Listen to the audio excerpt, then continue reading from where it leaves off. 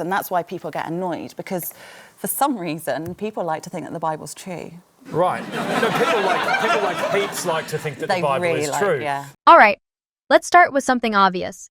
There is not a single ancient book or document you can wave around and say, yep, this is 100% verifiable truth. History doesn't work like that, and no historian will treat an ancient document as some kind of immaculate source of untouched facts, because ancient texts are not personal confessionals written on a bed of rose petals with a truth serum. There's always a mix of stuff, but that won't ever be enough to an apologist to make their case. They have to assume all is true.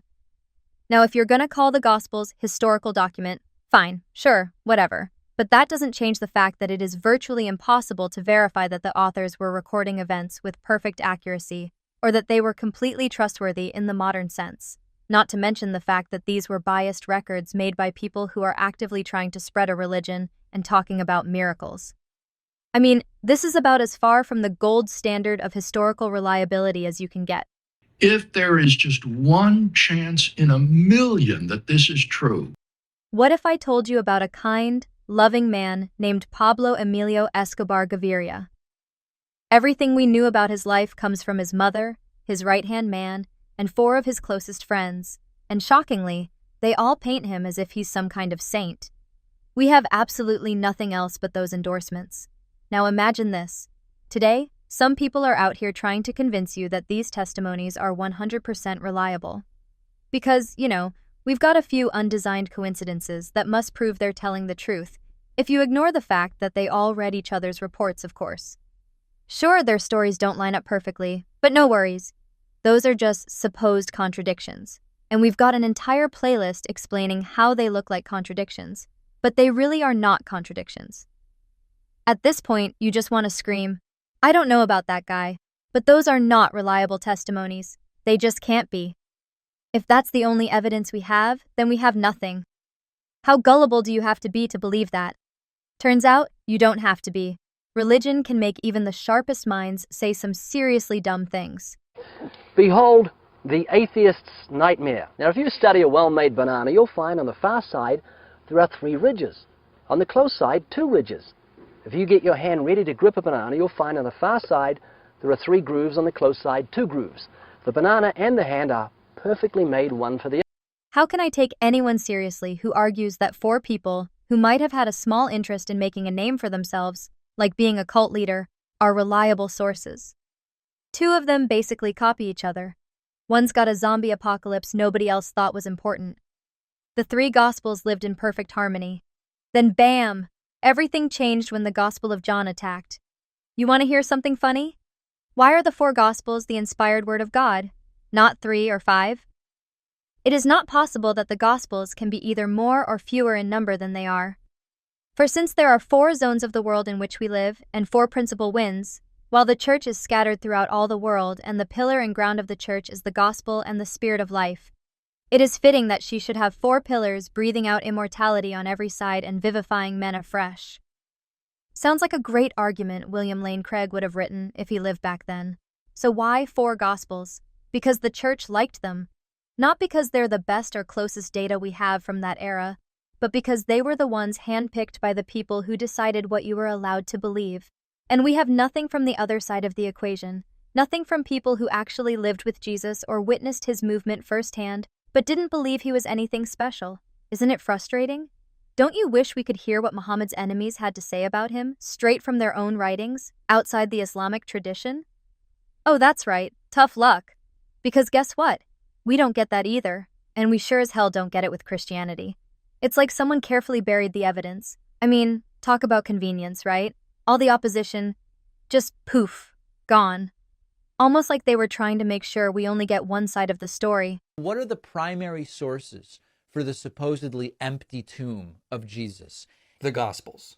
It's the New Testament Gospels. This is sort of like, looking at marketing documents and saying, what's the proof that this drug works? Well, it's the marketing documents from the makers of the drug. So this is either poisoning the well or worse, a genetic fallacy.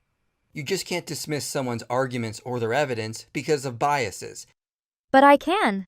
When the only evidence you've got is testimony, You absolutely can dismiss it because of biases. Everyone has biases. A marketing team may have very good evidence for their product, and that's why they're using it to promote the product.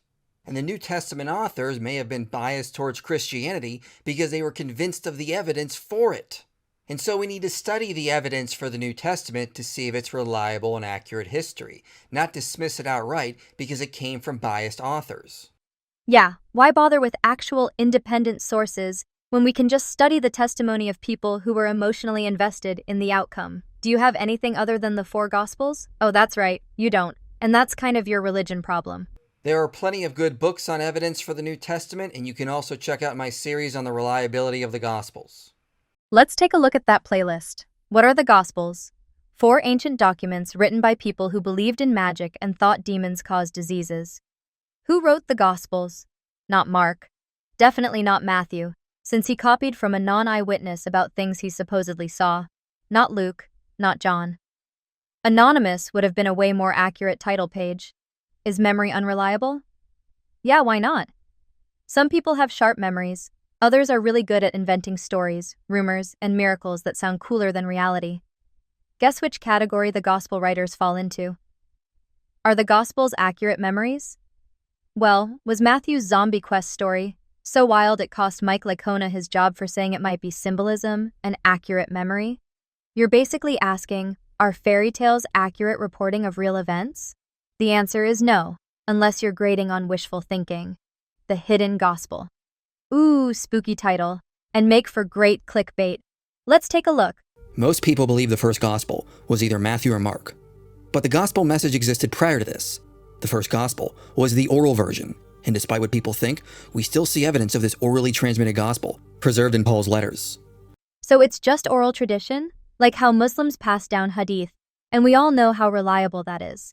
Why the Gospels are early. Translation. They can't be legends because they were written early. Newsflash. Early doesn't equal true. I can write a book tomorrow claiming I saw Bigfoot. It'll be early. Doesn't make it real. Look, all of this is just speculation built on a 2,000-year-old book written before people even understood how the world worked, by people who didn't know science, didn't know history, and definitely didn't know physics. These were folks who thought disease came from demons, and the earth had corners, hardly the A-team of reliable reporting. Why must a miracle be the least probable by default in all circumstances? Why do we have to presuppose this and evaluate claims with this to restrict us and tell us how to think as we evaluate the evidence for something? Supernaturalism is the ultimate get-out-of-reality-free card. By definition, miracles are violations of the laws of nature, the very principles that consistently govern the universe. That means that for one to be believable, the alternative, that the person reporting it is lying, confused, hallucinating, or just bad at storytelling, would have to be even more unbelievable than the miracle itself. And that's a pretty high bar. Because last time we checked, humans are really good at being wrong. So no amount of testimony alone can reliably establish that a miracle has occurred. This isn't cynicism, it's simply a rational application of probability and reason. Unfortunately, testimony is all religion has ever really had. Christianity is built entirely on testimony. It rests on layers of anonymous, ancient hearsay, written decades after the supposed events, in a different place, in a different language, by people who weren't there, reporting on things they didn't see, based on stories they heard from someone who maybe knew someone who was allegedly involved. At its core, it's testimony upon testimony, passed through oral traditions, political filters, and theological agendas, none of which are substitutes for evidence. So ask yourself, why should we believe that a few superstitious, first-century authors who didn't even agree with each other were reliable sources on events that would, if true, overturn everything we know about physics, biology, and the natural world? Is there anything in the Bible that demonstrates knowledge beyond its time? Insights into the cosmos, medicine, or human nature that demand a divine origin? Quite the opposite. What we find are myths, moral contradictions, outdated cosmologies, and tribal taboos, exactly what we'd expect from Iron Age texts written by people who knew no better. You don't even need to start from naturalism to be skeptical. Just assume the more likely scenario. Someone is trying to start a religion, build a following, and maybe skim a little money off the top. Shocking, I know. That never happens.